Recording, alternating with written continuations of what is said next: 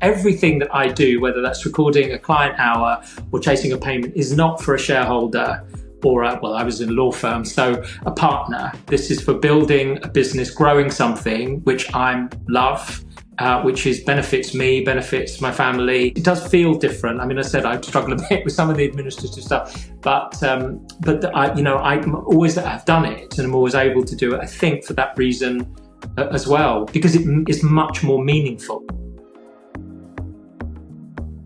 What was your initial spark of an idea? Was there a specific moment where you initially thought about becoming a therapist? I don't think I thought that much about it in some ways. It was much more a kind of, I know this might sound strange, but something that was moving me towards it. There was an inevitability about it, actually. I suppose the only thing I would say is after doing the year of the foundation course, I'd done 3 things during that year on my career break, which was therapy, a screenwriting course, and then also some volunteer work for an organisation, Terence Higgins Trust, that was. And it was only the therapy, really, that was the one that I was going towards. So I think probably at that moment, I thought, this is something that I really could make a career out of as well, from a financial point of view too. Less so, of course, the volunteering and not the screenwriting either. So, but yeah, I wouldn't necessarily say it was a particular moment. It was more a process, something that was just happening and continued to happen. During therapy, I found it interesting cognitively, intellectually, working things out, that kind of thing. And then, of course, as I say, going into the foundation year and also the diploma, there's a lot of cognitive, intellectual stuff and thinking that goes there. But I think there was just something underlying, which has always been there, which has meant that it's very much a place, I know it might sound a bit cliched, but of coming home, I suppose. And that's what I was always trying to do. When I was a lawyer, I did try and do support lawyer. I tried to move into that role, and that was much more about a people role. So working with more junior members of staff, doing training. I moved more into projects, which were about building GP surgeries, or that I was trying to make something more human. I suppose I was trying to make something more relational. So I think that was just always there for me. When I was a little boy, rather than watching football, I would rather have watched a documentary on a family or something like that. There was just always something there for me, and I followed that, I suppose. Yeah, well, I think I can relate to that. Certainly in my own case, though, it was very much an organic decision. There wasn't a strategic one necessarily. It was just something that arose in me at a specific time. In my case, when I was 20, so that was 14 years ago now. When you were training, were you working alongside the training, or did you quit your job to do it full time? And if so, how did the two kind of overlap with each other, do you think? I took a career break. So I was at a stage in my career, I think I was sort of 8 or 9 years qualified as a lawyer. And at that stage, I was a senior solicitor then, and the next step would have been partnership. My employment contract allowed a career break. So I took the career break for a year. So I wasn't working when I did the foundation year, which is why I was able to do those 2 other things as well. Of course, there's the essays. That obviously gets more in the diploma as well, about placement hours and all that kind of thing. And I did, when I decided to go on and do the diploma straight away, ask the law firm whether I could go back part-time and work, say, 3 days a week. Yeah, it just wasn't a possibility then, maybe more now. But what I was doing is working on projects, big public-private partnership. So being 3 days a week in the office, I can see from their point of view, wasn't really something that was going to work. So I did try, financially it would have worked much better during the transition, making a transition to work part-time as a lawyer. But from a practical point of view, they said no, which meant I could also do all of my client hours quickly and finish it by the time that I qualified, because there are a lot of people who, because they were working, say, full time, had to also finish off their client hours and psychiatric placement and that kind of thing after they finished the course. But because I was able to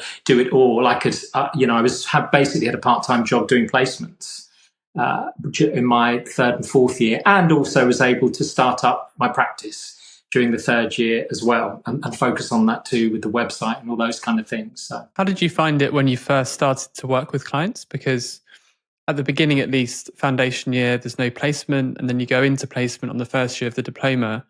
And, we start off with the level 1, which I'm doing at the moment, which is befriending. But how did you find it when you then moved into kind of, counselling proper, albeit you're still training and it was low cost, but, how did it meet your expectations? Was it more difficult than you thought? Were you nervous? What was happening for you then? So there would have been some nerves, definitely. It's an interesting thing about starting a placement. They're voluntary. One of them was an IAPT. I should know what that means, but it was people referred by the GPs through to a service for, say, 12 sessions, something like that, 6 or 12 sessions. And actually, because they come through from their GP and it was free NHS therapy, effectively, some of the things that they were experiencing were, they had much more sort of intense distress, really, than people that I would see now or choose to see now. So despite that, I don't think at any point I thought this isn't for me. But definitely I can remember a couple of clients then who I wouldn't see now, having been qualified for 12 years. So that is the funny thing about starting. Supervisors said different things. I was doing 3 different placements, and in one place I had a more psychodynamic supervisor. Somewhere else I had a supervisor who would just say, what you need to do is this, or no, you mustn't do that, you must do this. Very directive in terms of what they said. And then, in another place, the supervisor was much more kind of person-centered. Supervision groups as well, featured all different people starting out on their careers as well. So those could be a little bit fractured at times. But as far as the client work, as I say, probably some of the most challenging people I would have seen, I saw then. And I'd had hardly any experience. There were great experiences that came from it. I enjoyed it. I suppose I didn't quite know what it was that I was doing in some ways, in a way that I would now. Somebody did say to me, she said, I'm not sure what it is that you do, but you're very good at doing it, kind of thing. And I think that that thing about I'm not sure what it is that I do, I would probably have said that then, because it's a difficult process in the training. I think there's all the kind of academic stuff that's happening. There's the personal development thing. And I don't think I personally had a kind of firm idea of who I was, what I was doing, what therapy was and how it worked, and until a few years after training. I think that would have probably started, and actually even more recently, kind of within the last 4 or 5 years. So how would you now define it? Well, I think it's much more about the relationship. I would have said that it's much more about providing the kind of, which I probably is a more person-centered idea, but that most people's distress comes through difficulties that they've had in relationship, in early experience. You might say, most trauma is relational. And trauma in terms of things that have happened to people, so physical abuse, emotional abuse. But another thing that over the last few years I would have noticed more is a lack of something, a deficit of real, genuine love. And that therapy can provide the conditions that you might say are kind of loving, connecting conditions. So something like unconditional positive regard, congruence, those honesty, those qualities of, in all good, connected, you might say loving relationship. I don't mean romantic love. I mean relationships where people feel are connected to each other. So I think it's much more, it is much more about providing that. So it's qualities, I would say, things like honesty. There was somebody else, a therapist I was talking to, and she was talking about therapist needs to provide a regulated nervous system, and that's a very nervous system, neuroscience type way of looking at it. But again, I can see that as well. In that space, somebody can feel safe and therefore is able to talk about the things, or much more likely to talk about the things that they may never have talked about. And there's something about providing those conditions for people that it just changes when somebody says something. You bring something into a co-regulating relationship, really, whatever it is, if somebody's had difficulty or distress with it, and it changes it. So whereas at the beginning I'd have been thinking much more about, Freud and the ego, the superego, the id, and existential therapy, and why are people anxious? Because we have unlimited choice, etc. Those things are still around. They sometimes come up in therapy, but I think I'm much more relational now. The other thing, the big thing that I would also have thought about much more is my own relationship with self and the importance of that in relationship with clients too. So this idea of I want to feel in life or need to feel in life that I feel alive and I'm able to regulate myself and have good relationships, and navigate life in a way that I am more often than not comfortable with. That has come much more to the fore, I think, as far as the importance of working with clients from that place as well. So how do you bring, your regulated nervous system to the session? What are the things you do around the session that enables you to do that? Well, I would start every day with some sort of form of exercise, I suppose. So there is that, so through the body, behaviours, music, that kind of thing. I find that regulating. So there's more that kind of self-regulation. I do try and make myself do all my administrative stuff as far as the practice and making notes, checking the finances, recording how many hours, because I can drift with that kind of thing, and it could get a couple of weeks or 3 weeks, and that I start to find stressful. So making sure I'm on top of things administratively for the practice, I think, is something that keeps me regulated as well. And also continued professional development, making sure I'm on top of those things. And then, of course, relationships with other people too, making sure that in my life, I suppose, I'm navigating things in a way that I have people in my life that I can have co-regulating relationships with. There is that part of things, of course, which is about thoughts, the cognitive side of things. So noticing when I might be catastrophizing. I wouldn't have a tendency necessarily to go more to depression. I would be more anxious if I'm going to go anywhere. So the, personalizing things that aren't personal, catastrophizing a bit, I do have to manage that. And I do that much.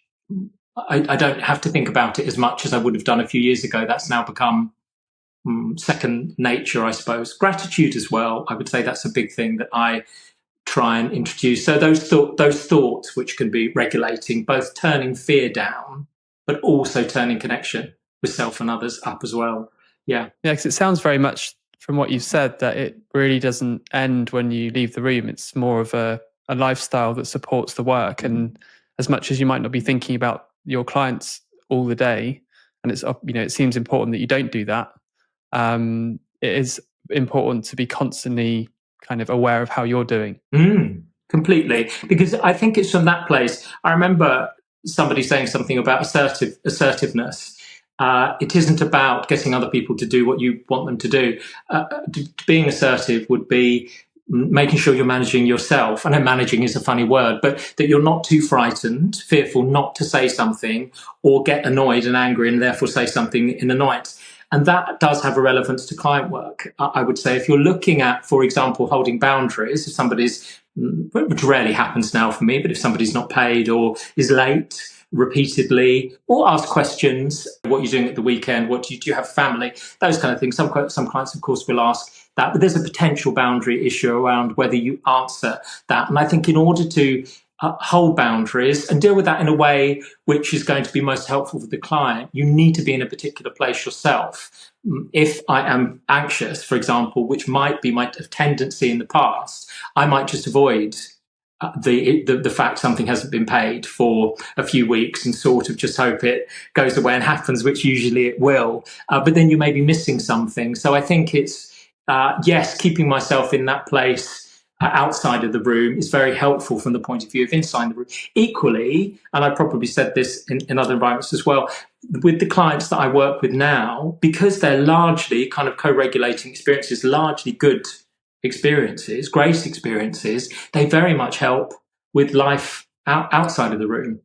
So it all kind of works together now at this stage. If the job is so fluid and you're taking the things that happen inside of the room, outside of the room to some extent, where's the boundary in terms of, making sure that those things don't get the better of you? And you mentioned earlier that there are some clients you worked with when you were in the first years of being qualified or when you were training that you feel like you wouldn't prefer to work with now. And is that because you would have found them dysregulating yourself? I think it probably would have been, is that things would have been said or done that would have that I would have thought about afterwards or worried about.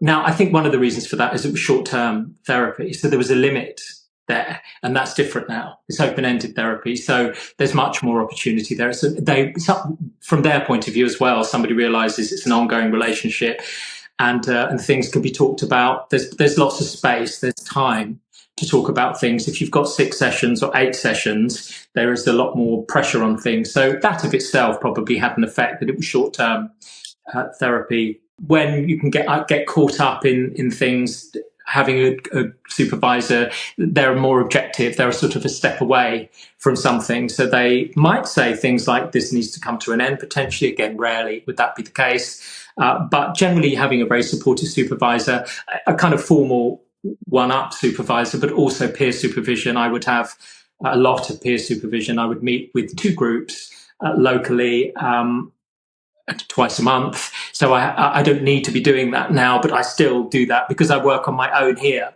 That's the thing about being in private practice at home, is that you do need to set up a network for that reason, really, just for socially, but also to talk about on an anonymous basis, of course. But clients, if you're working within an organization, then you will have supervision and colleagues there. So supervision is another big thing. And for me, as well, there is choosing clients who I know that that's unlikely to happen with, I have to say. People, there is this idea about niching and working with particular, say, groups of people or particular symptom or what age group or gender or whatever it might be, which I've never done. But I do know that I would work with clients on the basis of people that I think I will be able to work well with, I guess, and over time you can tell that much more. And also, I think over time, because I change my website and I write what it is that I think and feel about therapy and how things can help. That again, it brings the people in that speaks to. So for me, I couldn't envisage a situation actually where I would need to take a break from clients because of something that had happened with clients. What I could envisage, of course, is something happened in my personal life as far as illness or bereavement or something like that, which would mean that I couldn't offer that container, that regulated nervous system, however you look at it, to maintain a co-regulating relationship. That's the only situation I think. I would never say never, but I don't think I would be working with a client where that would happen anymore. One of the things I've seen in a video that you posted, I think recently, was that you'd gone down from 25 clients to 20. What was behind that decision? It was to do things outside of the client work as well. I mean, I always want to have, a substantial, which I guess 20 years is a substantial number of clients a week, because I love it still. In fact, I enjoy it even more than I did when I first started doing new things. I've always done a sort of project alongside the client work as well. So it was the book for a while, about 5 years ago. Then I did the course, recorded lots, the personal development course, lots of videos, doing the editing, working with somebody with that. Then redid my website as well, and then more recently the YouTube channels. It's a different way of doing and being in some ways than in the room, which is much more about kind of wondering, curiosity, whereas this, I think you have to have a clear idea. I mean, I have clear ideas in the therapy room, but it's much more about what is it that somebody's going to find helpful, and how do you say that in a clear and concise way, and what information should be there and what shouldn't. That's quite a different energy for me than what happens in the therapy room. Every time I'm recording something, I'm often thinking of a particular client and having them in mind, knowing that they'll be potentially listening to it. If I disclose something about myself personally, nobody has said that they have a difficulty with anything that they've heard, but they do know more than they would through things like this than they ever would have done in the therapy room. I'm not a big disclosure of my personal life, I suppose. I mean, I don't enormously disclose my personal life on YouTube videos either, but yeah. There's more information out there about anxiety and mental health and everything. Do you find that people now more often come in with a lot more of their own ideas based on what they've read and kind of talk to you from that point of view than maybe they would have, 20 years ago? Definitely, yeah. I mean, I've noticed whilst working just the general rise of or pervasiveness of psychological concepts everywhere with people. People are self-diagnosing anxiety, depression, also things like narcissism. It was probably mentioned a couple of times on the course when I trained. Now, if I watch, The Only Way is Essex, or not that I do, but Married at First Sight, which I do, they will have three therapists on there. They spend most of their time talking about narcissism, gaslighting, red flags, all those things. People will do a borderline personality disorder test or narcissistic personalities online. And of course, it's not a psychiatric diagnosis. Somebody knows that. It's not intended to be, but somebody being interested in their psychological state, I think, is a wonderful thing. Attachment styles is another thing. Most people can tell me their attachment style, which is great. Any work, to me, that somebody's doing outside of the room, where they're showing curiosity in themselves, they're interested, that they're having more of an idea of who they are and how they relate, why, I think is a very valuable thing. But definitely, that happens much more frequently now. When you're thinking about continuous personal development, how much are you influenced by, current trends of what's happening, and think, I should be well versed in that conversation because it's probably something a client's going to bring into the room or want to talk about? Yes. I mean, trauma is another one, isn't it? Which I think, it's probably between 5 and 10 years that's been around much more, but definitely much less. I don't know if there was a weekend on trauma or an evening on it specifically, and that would be everywhere now. Some people who specialise in trauma have become household names, therapists. It's one thing I love about. Lots of things I love about the career, but also the way it was taught as well, is lots of things are offered, which actually at the beginning for me, I found quite confusing. I would go into some classes and think, I just don't feel this at all. And other ones and think, gosh, that's interesting. How interesting, how fascinating.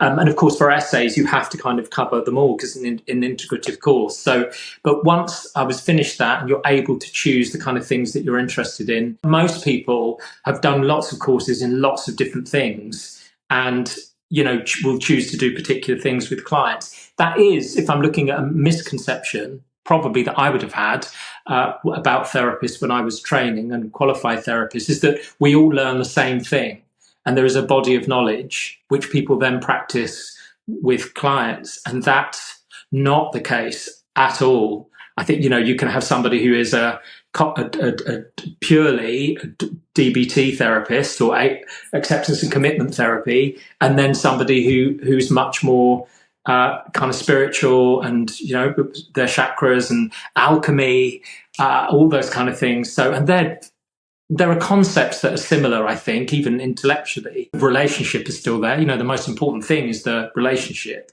between client and therapist, but very much, you're not necessarily getting the same thing when you go to a therapist. But yeah, as I say, that's also a great thing, I think. What would you say was a lesson that you learned between being in training and then early on in your career?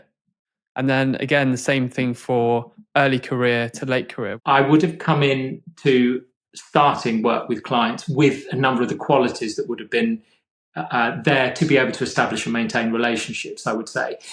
I didn't really have I couldn't told you what my type or modality of therapy was. What I would do is when I'd be talking to somebody, something that they would say would remind me of something that I remembered in training. That could be something existential, it could be a Freud concept, it could be some alchemy, it could be all kinds of things. Later, I would have got much more clear about the way I was working and how I worked. Again, everybody's different, but there are also, as different and unique as everybody is, there are commonalities as far as human distress, I would say. When a client was sitting down, I do an initial assessment. When they were giving me that information, when I was about 4 or 5 years qualified, it was much more being filtered through a kind of frame ideas. So that might be something about connection, or that's fear, getting that bit of language, using you a lot rather than I. So somebody's sense of self is not as present as it could be. I've got much clearer cognitively about things. As I say, I would have felt much less nervous as time went on with sitting with people. That's very helpful. The thing that I would have developed more recently, I suppose, is more that the type of client that I would work with. that's a more recent development, I would say, which is who I think it's going to work well with. And what happens if somebody comes through and I'm not sure it will, knowing that, I need to enjoy it as much as I say enjoy it, but it needs to have a regulating effect on my nervous system, this relationship, as much as the clients in some ways. If, as you say, you're seeing 20 people a week, then yeah, that would be something that would happen more recently, knowing that you have a choice over who you see. So when you see someone for an assessment that you don't really feel as though it's going to work out, how do you manage that then? Sometimes somebody comes through where and it's often the case if somebody else has said that they have to come, there can be more obstacles in the way of the kind of establishing and maintaining a connected therapeutic relationship there. But absolutely, somebody has the experience, they get benefit from it. It can go very well, but sometimes it doesn't. The energy comes out of it over time. If that's not the effect that it's having, if it's not having a co-regulating effect, and I will do everything that I can. But then every therapist is going to have their limitations, and that's okay, I think. It's never what I would want. I would very much want every relationship to have a benefit for the client. But it's not always going to be the case. And that I don't take as personally as I may have done when I first started. It's not in any way that I wouldn't care, of course not. As I say, I would want everybody that comes through to have the best experience that they can in a therapeutic relationship. But not always going to be possible, and that's okay. That's definitely something that as training therapists, you might think, what do I do when I'm like 6 sessions in and I'm really feeling like I'm not, helping this person. And I may feel more and more kind of, self-critical or placing a higher expectation on myself or feeling guilty about it. But then there's also what do I do here? Like, how do I let them know that it's not working for me? And there's naming it, isn't there? Which would always be done if it was something somebody was feeling nervous about, but having talked to their supervisor about it, but naming it in the room in a way that's not accusatory or shaming, and how that would be phrased. But again, that does go back to that regulated nervous system, because it is easier to avoid something like that and then just think, well, if it ends kind of thing, than name it. I would always find, which always surprised me in some ways, that I would say, I don't know if I would say, I hope you don't find this critical. I hope you don't mind me saying, but some words to that effect. And people always say, absolutely not. Do say whatever it is you want to say, please. And also, if I'm thinking about how I'm going to say something, and they'll say, so occasionally people might say, just say it. I don't mind, just say it. But I always want to make sure I'm saying it in the most balanced way. That's why I would hesitate. In some ways, it's not because I'm really, really nervous about saying something, but I want to say it in the way that is much more balanced. Not to look balanced, but I just think we're much more likely for a client to receive it. Just from an ethical point of view, it is interesting when somebody's starting as well. These considerations. It's your first client, and you've only got a couple of clients. You don't want it to go wrong, so to speak. You don't want a client to end. So all those things come in as well. But then over time, with an established practice, then those kind of things fall away. So always be mindful and careful about how I would say something, but a worry about a practice falling over if a client leaves does, and rarely, in my experience, rarely will that happen. People really value honesty. In fact, it's something that it really establishes and maintains connected relationship. Most people would say, I'd just rather you were honest. That's not just about therapeutic relationships. That's all relationships, isn't it? I'd just rather you told me. I'd just rather you were honest. It's amazing how much of a mess we can get into. And then we find out months or even years later that it's all just coming down to telling someone something that we feel. And we've just been too afraid to say it. Yes, and I think that's very much that's borne out in therapy as well. And we all come in with that, don't we? And that's conditioned often. A child, I think, will say, "Oh, look at that person," or they'll say something, and people go, "You can't say that." Or so I think we get conditioned into not saying things. Don't upset that caregiver. Don't make them angry. Put a smile on your face. All those kind of things. We bring them all into a therapy room. And once you trust yourself and other people more, which for me, that's what the training did, was one of the main effects, then it makes it much easier to say to people. Being a therapist, doing that, carrying those, I guess, skills or ways of relating out into the world has been very helpful too, because I can see what works in relationship and vice versa. It's not, but the wonderful thing about therapy, isn't it? It's not just me doing things. It's a co-regulating relationship. You have the amazing clients and what they do and think and say and their honesty.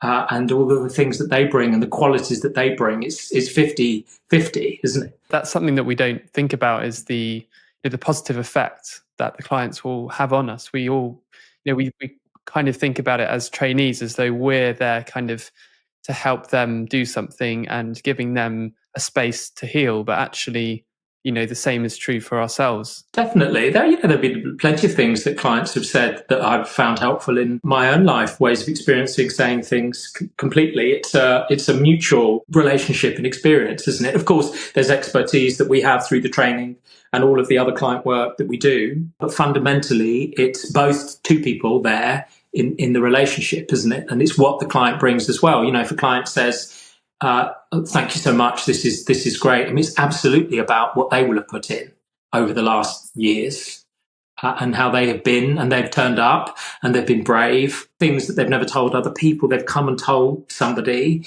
and that requires courage and commitment. Saying something that somebody hasn't said for decades to a person, you're overriding your kind of life and death part of your brain. That's a huge thing, isn't it? You've spoken about CPD and you've spoken about doing the YouTube stuff and the media work. What are the other aspects involved in managing the business, kind of day-to-day stuff that happens outside of the room? So it would be certainly the finances, from a weekly point of view. Most people pay by bank transfer now, so making sure that it has been paid and chasing people if it hasn't. Taking notes as well. I do that during sessions, so I don't need any additional time to do that. But if you don't take them during sessions, you do need to keep notes in some form. Recording hours. So we've got requirements as far as accreditation and that kind of thing, of having a particular number of client hours a year, and recording money, the number of hours and also the income from the point of view of your self-assessment. Those things take up a couple of hours.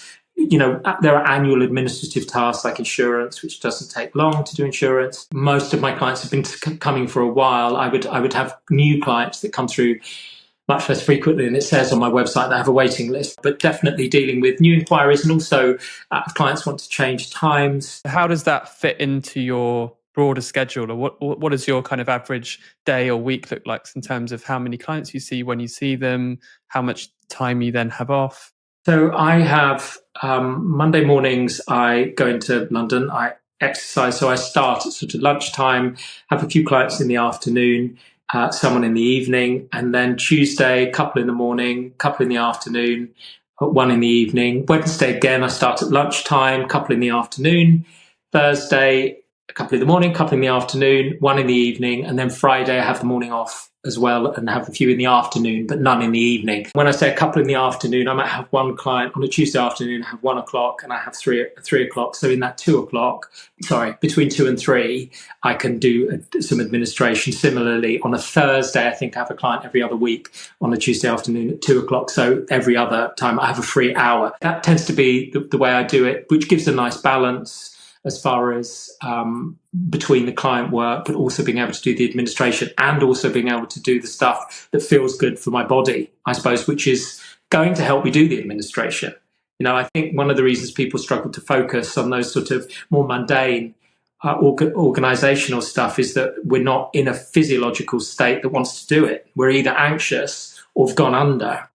What's the point? Or I can't be bothered, or look for something more interesting instead, like scrolling on social media, or so those things, the client work, but also the exercise helps with the administrative stuff. I keep saying it because that would be the least interesting part of the job for me. One of the challenges for new therapists, once you're qualified, is you're not only stepping out into a new profession, but you're making that transition from being an employee to being self-employed, and then having to be self-reliant in terms of managing all aspects of the business. So you've got to do your own marketing, and you've got to be your own, as you said, emotional regulator. So, making sure that you're fitting exercise into your life and managing your relationships is all then part of the job. Did you find that some of your colleagues on the course struggle with that? Quite a few of the people that started practices more quickly and built up clients more quickly had been in more corporate or business environments before. So I think that part was more present, had the energy already. If you're looking at the kind of administrative stuff as well, doing a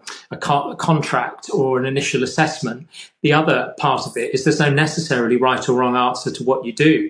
I would speak to people who don't actually give a contract to their clients. They would just say, well, a cancellation policy is this. I mean, I think the ACP said that you should somehow record it. And actually, a lot of the complaints can be around those kind of things. So it's important to have them. But there's that other aspect as well. It's not just that you're within an organization where responsibilities fall to others, can do, whether that's finances or marketing, and suddenly that's all you. But there's also the answer as to what you should do. One thing that I really noticed at the beginning is that it's a very different feel to it, thinking, actually, this is all for my business. This is all something that I'm building. Nobody else is helping with this, I suppose, but also nobody else is benefiting from it. Everything that I do, whether that's recording a client hour or chasing a payment, is not for a shareholder or, I was in a law firm, so a partner. It's for me. This is for building a business, growing something which I love, which benefits me, benefits my family. So there's that. It does feel different. I mean, I said I struggle a bit with some of the administrative stuff, but I always have done it, and I'm always able to do it. I think for that reason as well, because it is much more meaningful when I found when I'm doing that for me. I guess that's why, in law firms, for example, people are made partners, because then they have some sort of ownership in the business. They buy into the business, don't they? So they have some sort of accountability. People are promoted to director or whatever the thing is, because they're being given some ownership. Everything that you do, every seed that you plant, every bit of marketing you do isn't to benefit somebody else. It's to benefit your own practice and your clients, of course.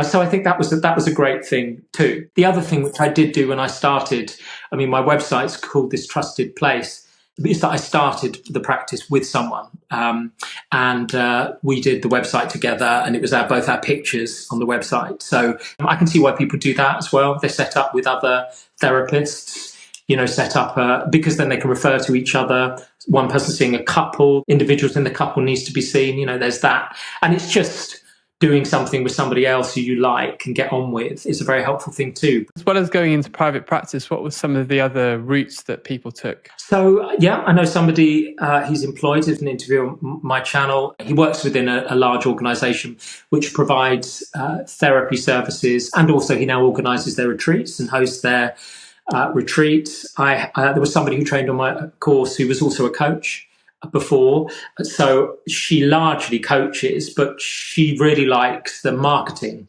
side of things. So she does lots of writing for big magazines, lots of social media, and she has a group of people who work for her, and then they'll pay her an amount of each client session. So, she's set up a business in that way. She also sells packages of coaching. Most people, I think, have gone into private practice. Most people have done that. I went back to the 40th anniversary of CCPE, and I spoke to somebody who trained with me, and he works within an NHS, I think it's CBT service. So he went to work within the NHS. Quite a few people went on and did child and adolescent MA to work with children and adolescents. Supervision, of course, as you say, couples is a really big thing. If I was looking around here, I would say child and adolescent would be a really popular thing, but also couples. I could double the number of clients that I see with those two. I've got variety, I suppose, by doing the other things, by doing the book, by doing the social media stuff, UKCP spokesperson, that kind of thing. If they want somebody to contribute to something in the independent, I do that more than having done the retraining thing. How would you say the landscape had changed in terms of how easy it is to operate and market yourself from the time that you qualified, which you said was 2012, to now? Because in many ways, doing everything's become so much easier. Applying that to work as a therapist, how has that changed for you? I mean, I think just from the administrative side of things, I don't do it, but that would be made easier by lots of software that's out there now, as far as payments, running a diary. That clients can can pay and book in on a software package, which, as I say, I don't do, but there are plenty of people, I'm sure perhaps if people are starting out, who will be doing those kind of things, which would have made things easier. I like to maintain my own diary in some ways. But as far as marketing a practice, so many more opportunities to do that now in terms of social media. Some people stay off it completely and don't do it much at all. The vast majority of people do have a website, they're on the directories. But I just think there are so many more opportunities for connecting with people. The insurance companies would always have been there, so that's another way of finding clients. Employee assistance programs as well, they would always have been there. They're still there. The new thing, which has only started in the last few years, and I think has had a really significant effect on the industry, is the platforms, the mental health platforms like BetterHelp, because I think people who are starting their practices have thought, I need to see clients quickly, understandably. So they work for BetterHelp, and it brings down the hourly rate, but also just around the fact that people will come to therapy much more than perhaps they would then. I know people talk about stigma, and I'm sure it's around in various places, but I don't feel that much. I could fill my practice again with couples, but also adolescents, younger people whose parents will be paying for them. So people will put their 16, 17, 18-year-old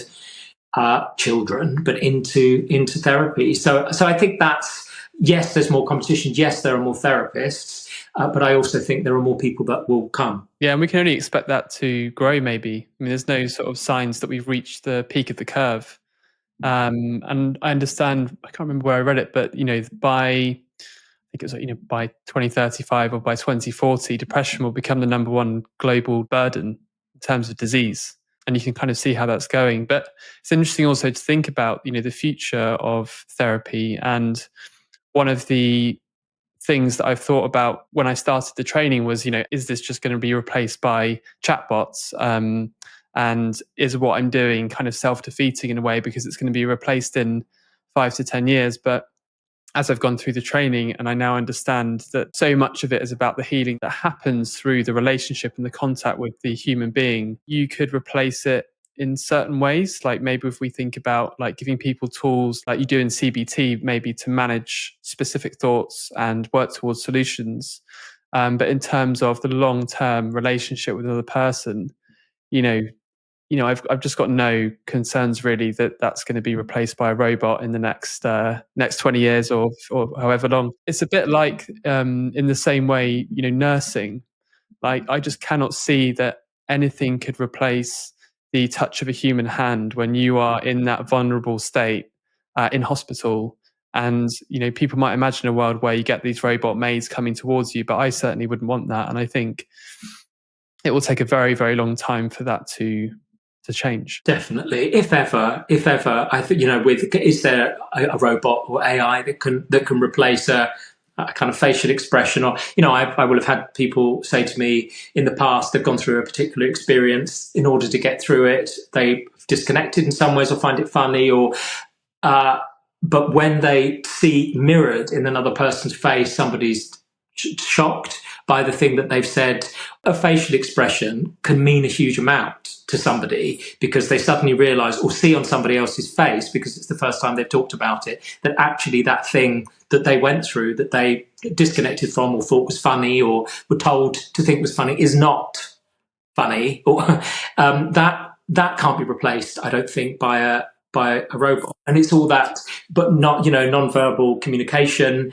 Very much, it's a huge part of things. Of course, we can do online now, which is a great thing. That is very much, thinking about it, changed through COVID. I don't think I'd have had any online clients before. Now a third of my clients would be online, and I imagine it's going to continue like that. I can imagine a world in which AI reaches a point at which you could have a virtual therapy session with an AI chatbot who mimicked all of the expressions of a human being. I can definitely imagine that.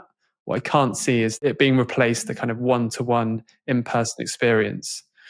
And I'm sure because there's a market for it, there'll be a lot of companies trying to win that race to provide effective virtual therapy at a low cost. But I just cannot imagine, and I might be setting myself up for a fall here, but the in-person experience there's something about that which I think cannot be replicated. Yeah, completely. And I think it is that, what would a robot, how would it do a facial expression? How would it know if somebody's telling a story and laughing? How would it know that that was not something? How would it give a congruent facial expression that was contrary to what that person's facial expression was? Do you know what I mean? I know it might sound like a strange thing, but I don't know. So maybe, it will get so advanced that will happen, but I don't think anything will replace human beings in that way. It is definitely, you can put if you're looking at something like CBT, a fear that somebody has, a hot thought, whatever it would be called, and then a balancing thought, that it can, lots of things I'm sure it can help with. I would use AI to a degree with YouTube descriptions and that kind of thing, and it writes very sort of emotive content, psychological content, to be very encouraging. It's sort of all this really, I think, when I'm reading it, I think it sounds amazing. So it can do all of that, can't it? I just don't know if it's going to replace people in that way, in that context. It's so individual, it's so human, isn't it? Very human qualities. And I may be naive and not know enough about it or where it's all going, but yeah, I don't feel in any way threatened. AI would only enhance my practice at the moment, as I say, by helping as far as some writing copy, that kind of thing. For people who are in my position training, I'm going the first year of the diploma now. What advice would you give for someone in my position in terms of what they should be doing in the training and around the training in order to, become the best version of themselves they can be? I don't think it's ever too early to be thinking about the practice and starting how you would want to market and what you would say on your website, developing those kind of things. And that's not just from the point of view of pushing something out for other people to see. It's from the point of view of, in your own mind, being clear about, what it is, who you are, what do you believe that you do. And that changes, that evolves, that will evolve from qualification to 5 years to 10 years and even 20 years down the line, I'm sure. I would also, as far as the connections that you make with other therapists on your course, I think they'll be very important down the line. Because there is this thing about talking to a partner about a client or friends about a client is not, of course, it's a breach of confidentiality. So unlike other jobs where we can go home and say, well, this person did this or that, we shouldn't be doing that. But you can have peer supervision with other therapists. So I think those things are really important, to have that network in place. And the personal development things, of course, there are all the academic things that we learn, which are very valuable, I think, from a cognitive frame kind of thing. And clients, in my experience, like to hear an existential concept or super ego and ego. They might expect their therapist to talk in that way in some way. So it's reassuring and it's interesting. And attachment styles, again, are just ways of understanding ourselves and other people. But I would say also the enormous importance of is your self-esteem good? Is your relationship with your body what you would want it to be? Because when somebody comes and sits down and has a disconnected relationship with their body, we can absolutely talk the talk. And I'm not criticizing people who might be talking the talk but not walking the walk. It can be helpful and valuable to have the concepts and explain that, and also to be able to understand what it's like not to have a great connected relationship with your body, of course. But I think all that work on ourselves and relationships with other people, if we are consistently falling out with other people or have people in our lives that, I don't know, we struggle to communicate with, and all relationships are going to be of different quality. And but I think, making sure that you live a life that you're happy with, is meaningful, you feel alive in life. Managing fear, generally, I would say, all those things I think are very important as well. And that is the focus of a lot of what happens on the course for that reason. So all of the kind of personal development stuff. And that is, for me, that's it could be listening to a piece of music or a podcast, or it's not, or watching a TV show. It doesn't have to be in a particular formal way of, say, meditation or whatever, but making sure, you take care of yourself, and you're, plenty of people in life who you love and who love you, and you make yourself as easy to love as you can, and you find other people easy to love. I think those things are important. Yeah.